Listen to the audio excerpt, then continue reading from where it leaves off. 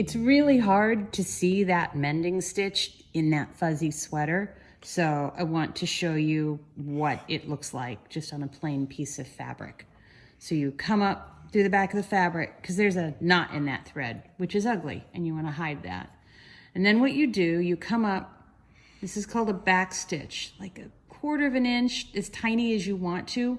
Behind that, you go in, you stab in, and then you come back up in front of that, and then you go back behind that where you came through, come under, and go back in front behind it where you came through.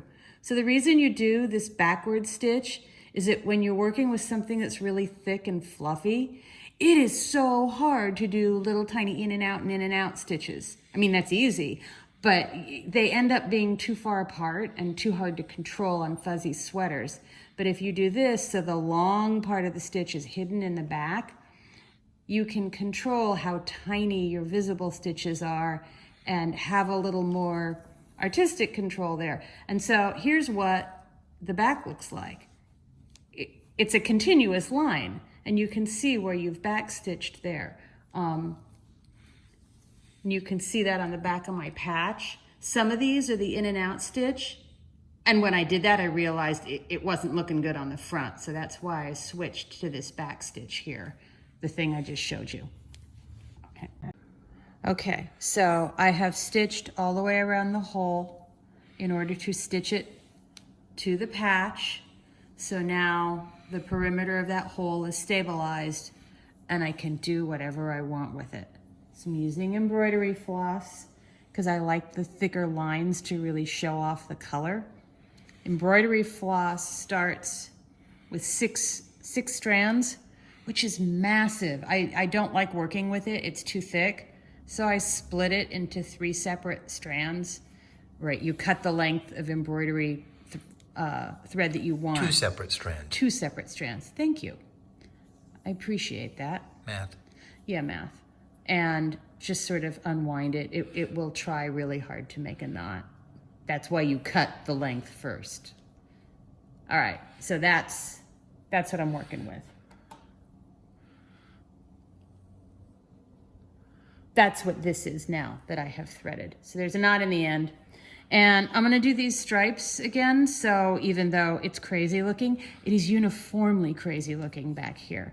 So I kind of wanna work from one side over, so I'm gonna start the patch here where there is no hole, but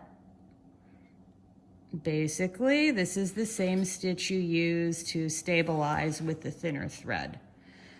You stitch back behind, come up in front. It makes a knot, which is annoying.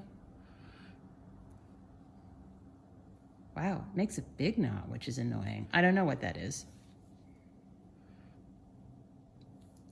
Still clueless. Sometimes this stuff gets twisted on itself and you just have to fiddle with it until it lets go. Ah.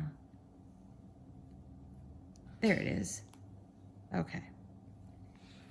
So, hopefully, so back behind, come up in front.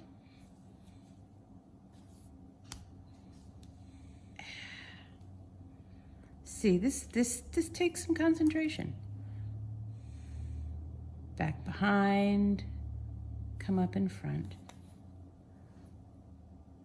Back behind, come up in front.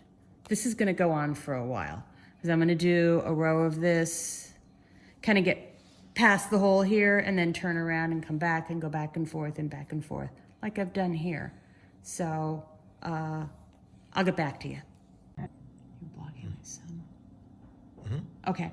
So this has been going on for a while. The original hole is right there in the middle, and then I've done that back stitch all around it. So it is very stable.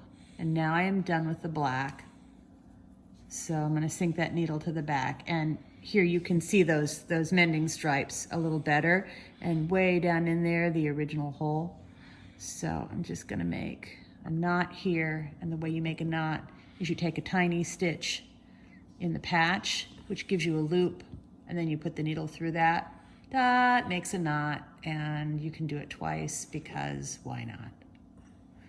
All right, so I have a thread here, different color thread, all set up on another needle.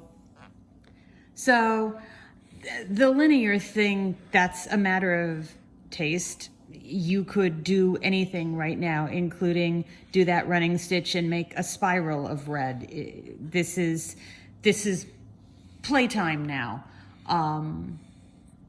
I like the way those stripes look, so I am going to do the same thing here, but just for a quick sample, you could bring your needle up through and really make that hole a feature and not a bug, and go in the hole and out of the hole